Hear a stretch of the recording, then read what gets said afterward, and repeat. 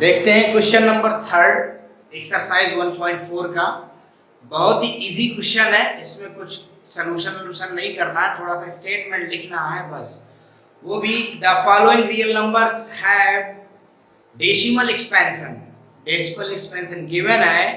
In each case decide whether they are rational और irrational. पहले तो ये बताना है रेशनल है कि इरेशनल। अगर रेशनल है तो बताना है what can you say about the prime factor of q if they are rational and in form of p upon q। तो रेशनल होंगे तो p upon q के फॉर्म में तो होंगे ही होंगे, क्योंकि रेशनल की डेफिनेशन ही होती है rational number is in p upon q in form of p upon q where q is not equal to 0। तो वो रेशनल नंबर कंडीशन ही होती है।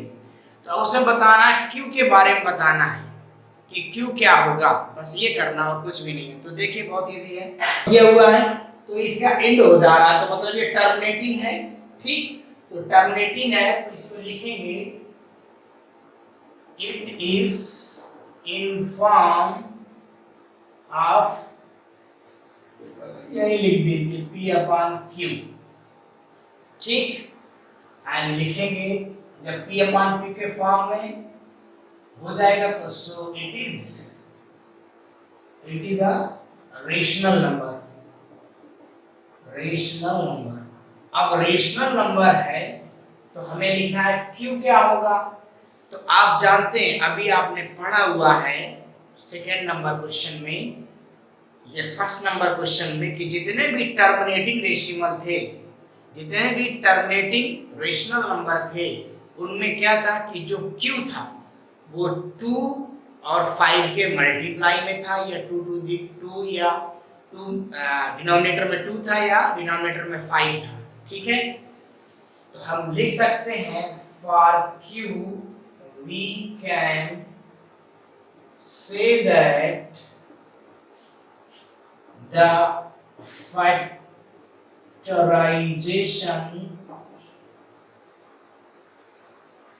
factorization of q will be in the form of 2 to the power n into 5 to the power n। Clear, n कुछ भी हो सकता है, 1 2 3, 0 नहीं हो सकता है, क्योंकि 0 होगा तो 2 to the power 0 और 5 to the power 1। 0 क्या होता है, किसी की भी पावर 0 होगा तो 1 हो जाएगा, तो 1 into 1 ये 1 होगा, तो 0 नहीं। 1 2 3 4 5 कोई भी number, 2 multiply 5, 2 to the power 2 multiply 5 to the power 2, यही तो निकाले थे। तो बस इतना सा लिखना है हमें। सो it is a rational number. पहले लिखेंगे it is form of q p upon q because it is terminating लिख दीजिएगा, टर्मिनेटिंग।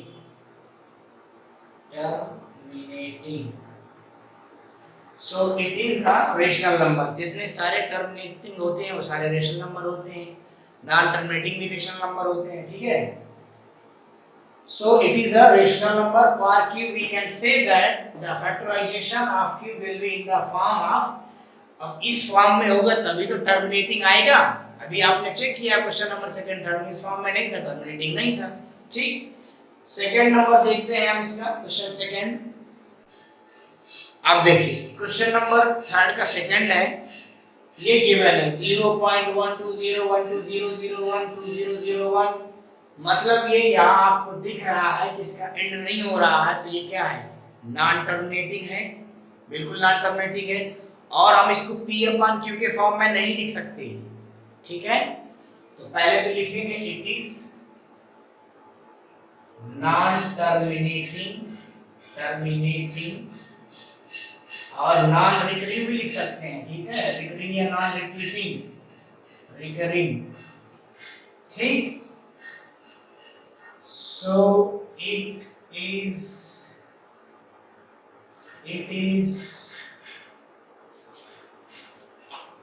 देखिए,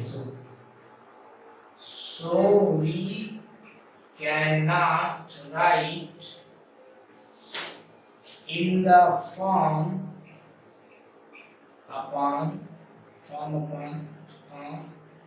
in a form of P upon Q. So it is irrational. या सीधा सीधा आप लिख दीजिए इट इज इरेशनल। अगर ये इरेशनल हो गया तो क्वेश्चन में ये कह रहा है इरेशनल है तो कुछ करना ही नहीं है।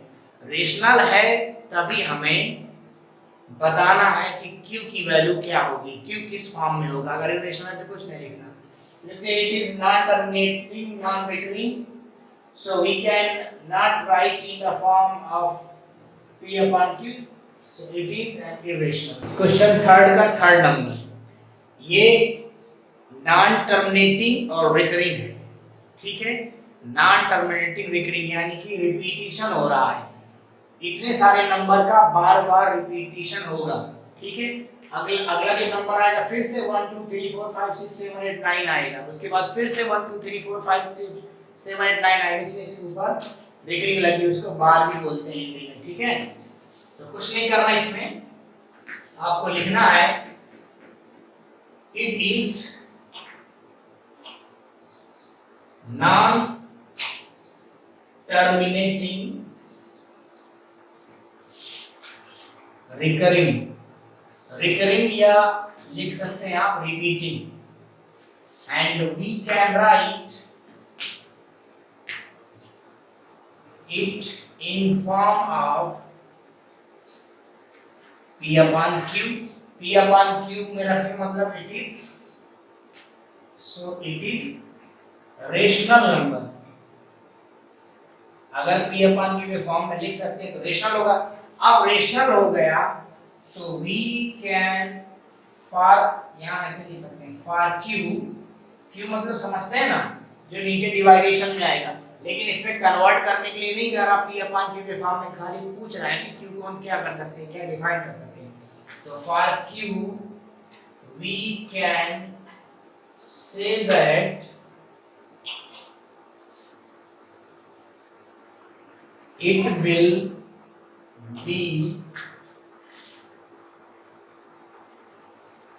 will be not in form of 2 to the power n multiply 5 to the power n। मतलब ये इस फॉर्म में क्यों नहीं होगा। अगर इस फॉर्म में होता तो क्या होता, टर्मिनेटिंग हो जाता, ठीक। ये नॉट टर्मिनेटिंग है तो ये इस फॉर्म में नहीं होगा, बस इतना सा लिखना है। So your exercise 1.4 completed and chapter 1 also completed।